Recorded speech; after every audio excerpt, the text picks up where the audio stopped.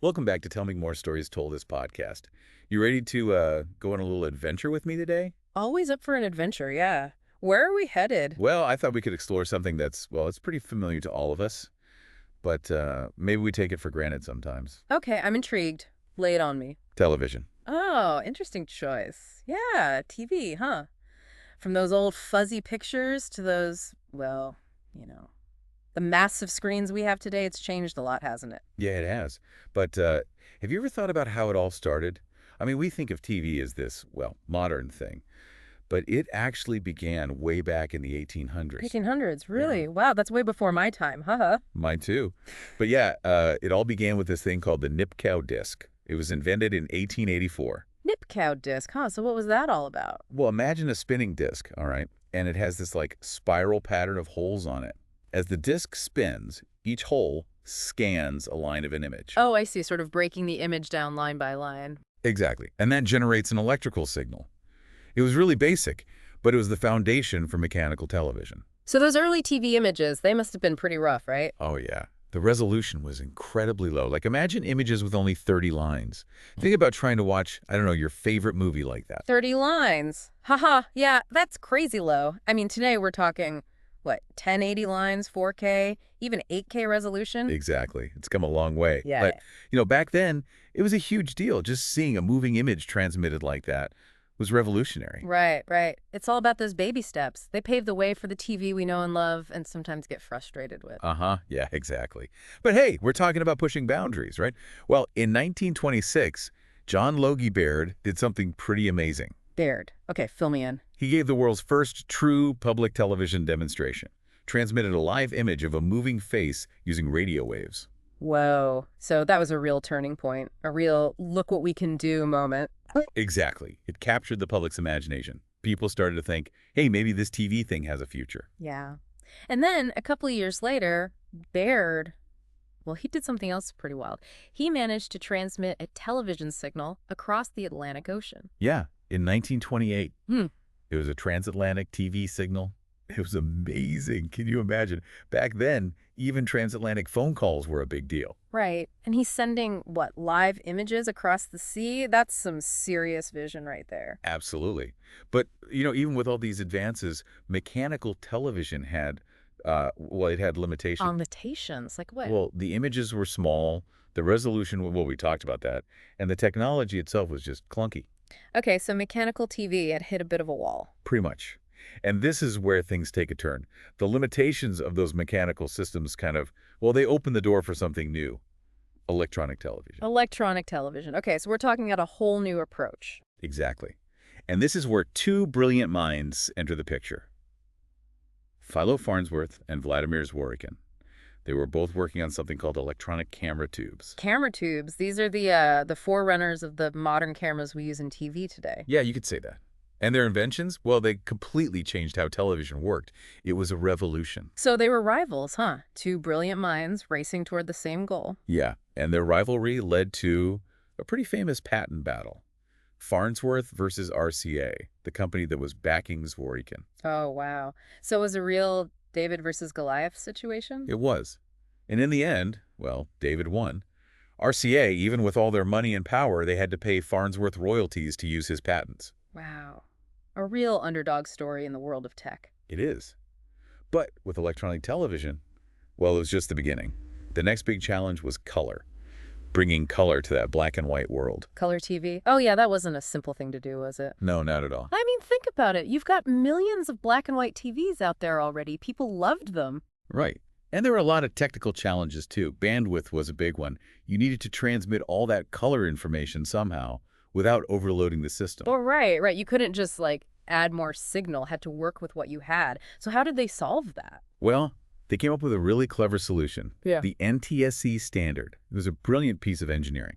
NTSC, what did that do exactly? Well, it allowed them to encode the color information right into the existing black and white signal. Oh, that's clever. So you could watch color broadcasts on a color TV and black and white broadcasts on a black and white TV. Exactly.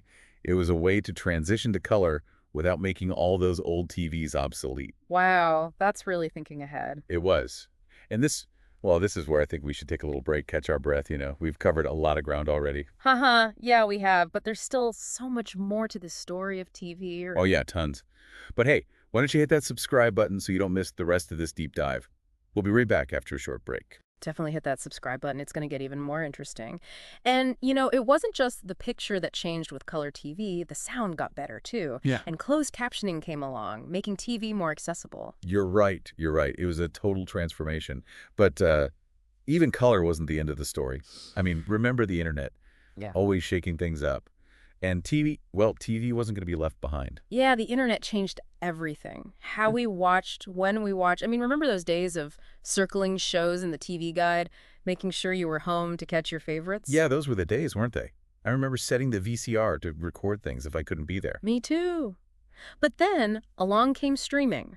Netflix, Amazon, Hulu, all those on-demand services. Suddenly we had control. We could watch whatever we wanted, whenever we wanted it. Binge watching became a thing. It did. And, it wasn't just convenience. I think the quality of TV shows actually got better. I mean, these streaming services, they were taking risks, trying new things. They weren't stuck with the same old formulas.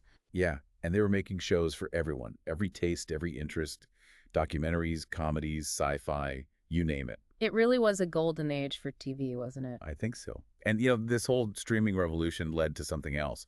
People started cutting the cord, ditching their cable and satellite subscriptions. Yeah. Who needs a cable bundle when you've got all these streaming services, right? Exactly. It was a big shift.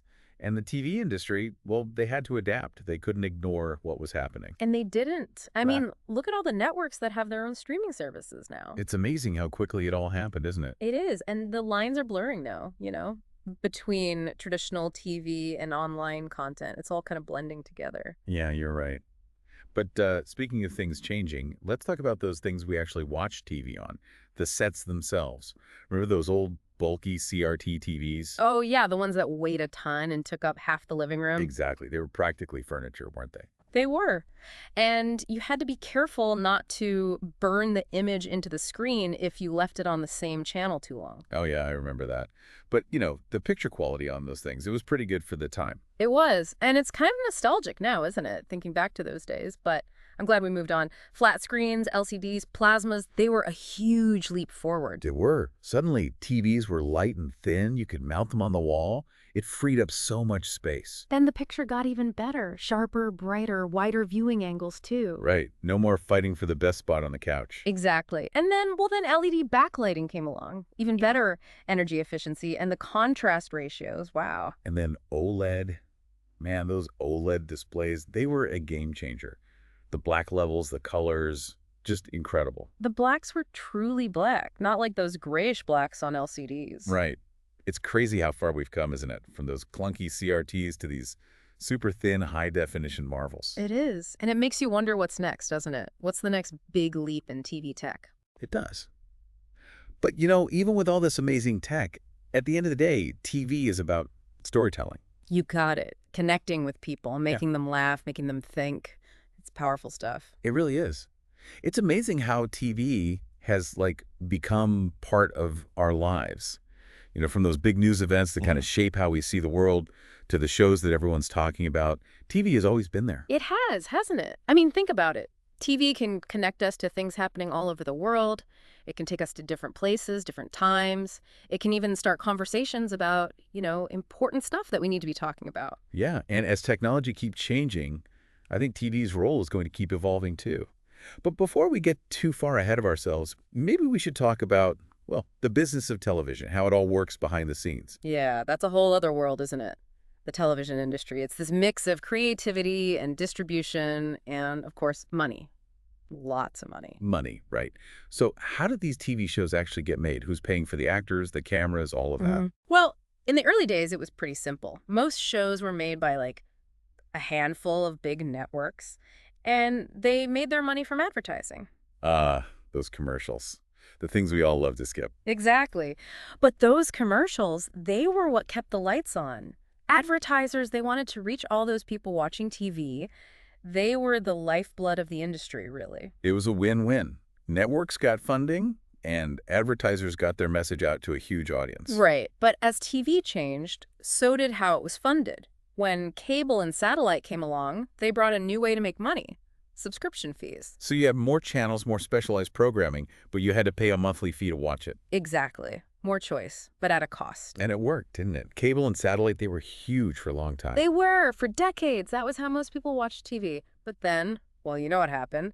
The internet came along and shook things up again. That internet, always changing the game. It does, doesn't it? Streaming services, on-demand content. Yeah. It all changed how we watch and how we pay for television. Suddenly, we didn't need those big cable bundles anymore. We could just choose the services we wanted. Right. And the power shifted. It wasn't just about what the networks wanted to show us anymore. We had choices. And it was good for viewers, right? More Yeah. control, more flexibility, and often it was cheaper too. It was. But for the industry, it was a big challenge. They had to adapt, figure out how to make money in this new world of streaming. And they did. Look at Netflix, Amazon, Hulu. They've become some of the biggest names in entertainment. And they're not just showing old TV shows, are they? They're making their own content. Original movies, series. It's incredible. And the quality's amazing. I think streaming has pushed the boundaries of what TV can be. I agree. It's a really exciting time to be a TV fan. There's so much good stuff out there. There really is. And who knows what the future holds? Right. I mean, we've got VR, augmented reality, all this new tech that could change how we experience television again. It's kind of mind-blowing. It is. But no matter how the technology changes, I think one thing will always remain the same. What's that? TV, at its heart, is about storytelling, connecting with people on an emotional level. You're right. It's about sharing experiences, making us laugh, making us think. That's what makes it so powerful. Exactly. And that power, well, that's something we should never take for granted. Absolutely. Well, folks, that's our deep dive into the world of television. It's been quite a journey, from those blurry mechanical beginnings to the amazing streaming world we have today. And who knows what's next? But one thing's for sure, the story of television, it's far from over. Thanks for joining us on this adventure. Keep watching and keep exploring all the amazing stories that TV has to offer.